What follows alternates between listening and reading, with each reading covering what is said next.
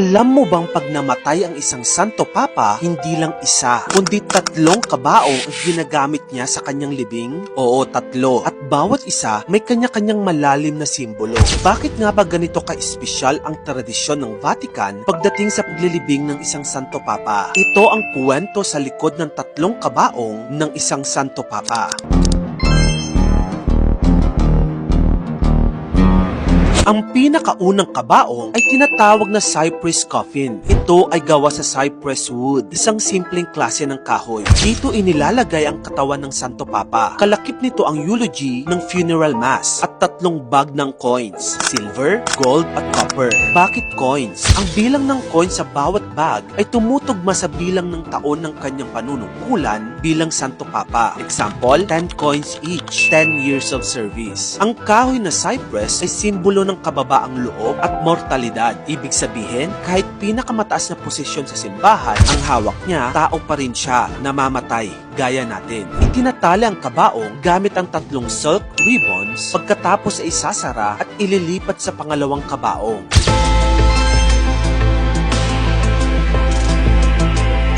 Ito ang pinakamabigat at literal na pinakamatibay sa 3 kabaong, ang lead coffin. Gawa ito sa lead at dito isinelyo ang cypress coffin. May engravings ito ng pangalan ng Pope, petsa ng kanyang papacy at isang skull and crossbones, ancient symbol ng memento mori o ibig sabihin, alalahanin mong ikaw ay mamamatay. Pero bakit bungo ang simbolo? Para ipaalala sa lahat na kahit Santo Papa ka, walang sino man ang exempted sa kamatayan. Sa loob ng lead coffin, inilalagay ang mga importanteng dokumento ng Santo Papa. Dito din inilalagay ang broken seal ng kanyang opisina. Isinasara ito bilang tanda na tapos na ang kanyang panunungkulan. Ang lahat ng ito ay ginagawa ng Camerlengo, ang opisyal na in charge sa mga bagay ng Vatican kapag bakante na ang trono ng Santo Papa.